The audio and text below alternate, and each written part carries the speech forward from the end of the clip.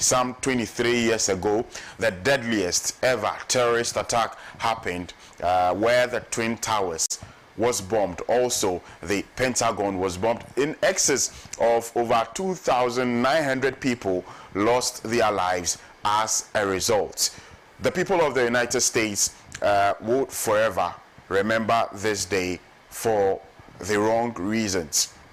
However, in as much as we've given credence, or we've placed premium, or we've placed some form of importance on the significance of that attacks, that is the 9/11 attack back in 2001, we can't also lose sight of the fact that there have been several attacks on other countries that have been relegated to the background, if to say so. 2 days ago, in Hamas, or in Palestine, dozens of people were killed in a humanitarian area, an area that is supposed to house refugees, to house people seeking shelter. The Israeli forces, they actually bombed that place and killed several dozens of people. Ever since the genocidal attack on the people of Palestine, several thousands of Palestinians have lost their lives as a result. And it appears that we do not place premium on events like that. So in as much as we are talking about 9/11, we are remembering 9/11, we shouldn't also lose sight of the fact that there are a lot of issues happening across our world.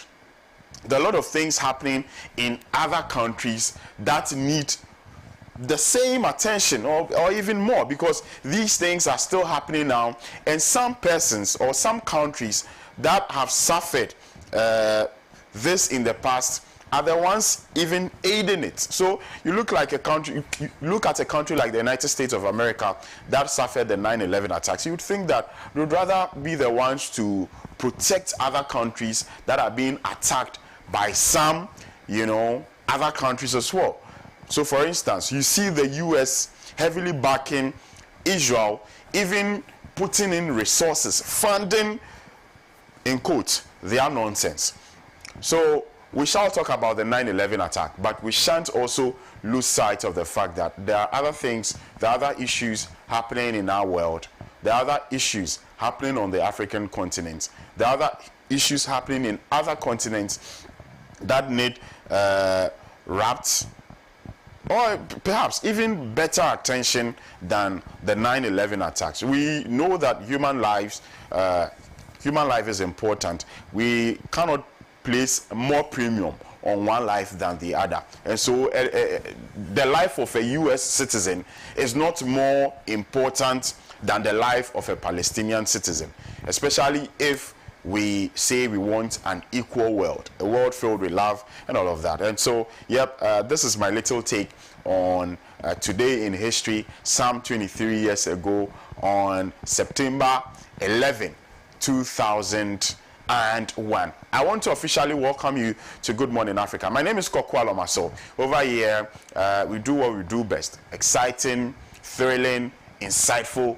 conversations here on the show. This is the newspaper headline segment, so we shall take a casual look at the newspapers to see the stories that are trending, after which I'll bring you an interview, a health interview with personnel from the Ayawaso West Wogon Health Directorate. Later on the newspaper review segment of the show, former health minister Honorable Alex Segbefia makes his return to the show after a lengthy sabbatical. He's been deeply engrossed in the campaign of the National Democratic Congress. It will be exciting to have him back on the show. And then Councillor Apia Dankwa, who is a leading member of the Movement for Change, communicates for them. He's a private legal practitioner. He will be joining us. Saka Salia, who was supposed to be here yesterday but couldn't, would be here, hopefully, this morning to have conversations later on the newspaper review segment of Good Morning Africa. Right, so without further ado, we shall be looking at the newspapers to see the stories that are trending. I think we have a few of them. If we can display the papers on our screens for our viewers to see. Right. So we start with the Ghanaian Publisher newspaper. Investments in roads key to poverty reduction. This is coming from the Roads Minister, Senso Boakye. Democracy flourishes with well-informed media. Information Minister, YEA Agric Ministry empower youth in farming with tools and equipment. Jospon Group showcases diverse interest at China-Africa Summit. So these are the trending topics on the front page of the Ghanaian Publisher newspaper. Now, away from the Ghanaian Publisher, let's move on to the Daily Dispatch newspaper. The banner headline says, Baumia's government will set up a pension scheme for small-scale miners. Napo. Democrats Kamala Harris will beat Donald Trump. This according to Lichman. I will retain Tano North seat for MPP. Gideon Boakum. We will bring our people out on December 7 and vote for victory. This according to Baumia. And finally, incumbent Wale Wale MP quits race. These are the trending stories on the front page of the Daily Dispatch newspaper. On to the Chronicle. It says, Akro Kerry hard hit by Galamsey. Residents accuse Queen Mother Jase Hene, but they have denied any wrongdoing. Educhum files to contest Bosomtwi seat again. NPP decentralizes issuance of party cards and calls for vendors. And so I think there's a final story there on the front page of the Chronicle newspaper, and the story says MOI sends journalists to school. I think MOI should be Ministry of Information. Ministry of Information sends journalists to school. These are the trending stories on the front page of the Chronicle newspaper. Now, on to our very own Insight newspaper. There's a picture of ex-soldier Alolga Akatapore and also Jane Mensah, who is the EC boss. Ex-soldier Akatapore wants EC over potential breach of voters' personal data. Ex-soldier Akatapore wants EC over potential breach of voters' personal data. That is the banner headline. On to some more stories on the front page of the Insight newspaper. The Rollins, Sankara and Gaddafi on it. Rollins, Sankara and Gaddafi on it. African Electoral Institute backs calls for 2024 voters register to be subjected to a forensic audit. Achimesium youth in Eastern Region storm Galamsey sites halt their activities. As Sherman residents lament poor conditions of roads, drain network, sanitation challenges, and others. These are the stories on the front page of the Inside newspaper. Visit the InsideNewsOnline.com or grab a copy at any newspaper stand for just 4 Ghana Cedi. Now, away from the Insight newspaper, let's proceed to the Custodian. It says, Mahama condemns DRIP initiative. Baumia will make history for NPP Gideon Boakye. Abujinapo calls for NPP's unity to win 2024 polls. Information Minister Lord's media's role in nation building and expanding public infrastructure. NPP offers new funding model. Jospon boss graces China-Africa Summit. That's all for the Custodian. Now, on to the Daily Guide. There's a picture of former president and running flag bearer, I beg your pardon, of the National Democratic Congress, John Dramani Mahama. Story says Mahama incites NDC against EC. Minister launches revised LED policy. Mike Okwe Jr. files parliamentary forms.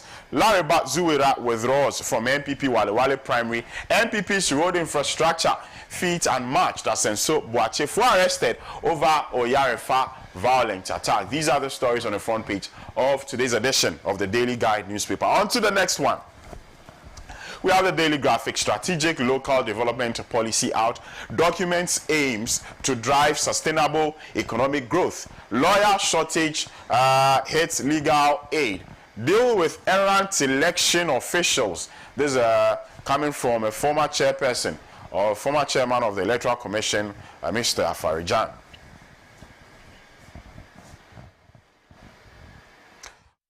Publisher, there's a picture of the former Greater Accra Regional Minister, who's now Minister for the Interior, Henry Korte. 87 days to election will shoot to kill Henry Korte. NDC's Revolution Commander reveals 2024 agenda. Baumia, my government will expand public infrastructure. Esla deserves another term. And so these are the stories on the front page of the New Publisher newspaper. On to the Finder, the New Finder. Manufacturing subsector sees growth as tax collections, SNIT contributions surge. Access Bank storms 16 regions with job-creating, eco-friendly initiative. Fixed income market records impressive growth. That's all for the front page of the New Finder. On to the Daily Post. We are just playing with fire, says Bagman, as he accuses government of preventing EC from being a free referee. 2024 elections, we don't want to see military moving around. Bagman. NDC informs police of nationwide demo on September 17. NDC Youth Wing celebrates the national vice chairman of the Youth Working Committee, Dr. KOKU Asiedun Kitia, on conferment of PhD. And these are the stories trending on the front page of the Daily Post newspaper. On to the next one. Now let's now do the Business Analyst newspaper. T-bill yields remained high. Government's heavy borrowing on domestic market continues. We lack political will to fight galamsey. Former Minerals Commission CEO assets. Industrialization and green development. Ekufuado calls for stronger China-Africa cooperation. Cocoa Board announces new cocoa price September 10. I think this is an old newspaper, Frank. Today's edition of the Business Analyst you are displaying is actually yesterday's paper. Right, so let's proceed to the Daily Searchlight. Sinking the economy, part 11. A clearing agency admits tax fraud, but says it is paying back after it was caught by customs. Galamseyers are Ghanaians. We won't shoot to kill them. This coming from Napo. And Jospon Group showcases diverse interest and investment at China-Africa Summit 2024. Occupy Ghana repeals agent's call to halt illegal gold mining in Ghana. Dr. Educhum files to contest as a member of parliament for Bosumtwe. Primpark condemns Galamsey, rallies members to support efforts to halt the menace. That's all for the Daily Searchlight newspaper. Now, finally, or do we have some more papers aside this? But we have the Ghanaian Observer newspaper. The banner headline says that Abu Jinapor calls for a united front as he files for re-election. Ghana must attract investment in renewable energy sector. Dr. Mantio. Media capacity enhancement program kicks off. Led policy to empower, create jobs. And so these are the stories on the front page of today's edition of the Ghanaian Observer newspaper. Let's do the, I think we've already done this. We've already done the Custodian newspaper. So that should be it. That should be all for the newspaper headlines. Very interesting stories there. But a few of them have actually caught my eye. There's a story on the front page of the Daily Statesman newspaper. Is it the Daily Statesman? No, not the Daily Statesman. Please, can we have the Daily Searchlight back on our screens, if we can? Can we have the Daily Searchlight? There are some stories there that I'd want us to briefly look at. The story about Galamsey, where the running mate to Dr. Baumia, Dr. Matthew Opoku Prempeh, says Galamseyers are Ghanaians, and so he can't shoot to kill them. Can we have the, yes, so we have back on the front page the Daily Searchlight newspaper. Very, very interesting stories there on the front page of today's edition of the of the Daily Searchlight. And Galamseyers are Ghanaians. We won't shoot to kill them. Galamseyers are Ghanaians. We won't shoot to kill them. So there's been conversation about illegal mining. Galamsey, for that matter, over the past few days, that conversation has heightened. We've always had that conversation over the past few years, especially when we came to the realization that Galamsey had peaked, he had gotten to its apex, and a lot of wrong was being done, especially to our water bodies, aside our environment. Our water bodies actually do form, does form part of our environment, but we are starting to feel the pinch. We are starting to feel the scourge of Galamsey. When you go to areas in the western and central regions, you get to realize that the people do not have access to water. The taps are not running. Why is that? It's because the Ghana Water Company Limited have seen a drastic reduction in their production of water, and so used to be 70%, it has slashed down to 40%, and so now they are able to just provide 40% of the water needs of the people in that enclave. It means that there are several households, several communities, several places in the central region that do not see water again, and of course thanks to Galamsey. We've tried our best possible. Have we even tried to start with? No. I feel that it has been all talk. We pay a lot of lip service to the fight against Galamsey. I'm going to do this. I'm going to put my presidency on the line. I'll ensure that this is done. I'll ensure that that is done. As to whether or not we've been able to realize that goal set by the president himself, no other person than the first gentleman of the land, well, I bet you know the answer. We haven't. We are light years, several light years shy of achieving the goal of eliminating illegal mining, Galamsey that is. We've not been able to achieve that goal. We haven't. Well, the campaign period is here, and so the political parties have been saying things. I want to put it in that perspective. The political parties have been saying things. The NPP and NDC, they have been saying things to woo Ghanaian voters to vote for them come December 7, 2024. And I fear for some of the things that I hear. Seriously, I fear for some of the things that I hear from the NDC and from the National Democratic Congress and from the New Patriotic Party. Now, the running mate to Dr. Baumia, that is Matthew Opoku Prempeh, is saying that Galamseyers are Ghanaians, we won't shoot to kill them. Napo. And I think there was another story on one of the papers where he again said that the New Patriotic Party, when voted, or when Baumia is voted into office, then they are going to ensure that small-scale miners are given pension or whatever. Pensions. Hey, so you see, in one breath, we are trying to fight this canker. But in another breath, we are also afraid of the votes that we would lose in these communities when we come out emphatically to say that I'm going to imprison anybody that engages in illegal mining, or I'm going to take these and these drastic actions. We are, because we are afraid to lose votes, we won't say such things.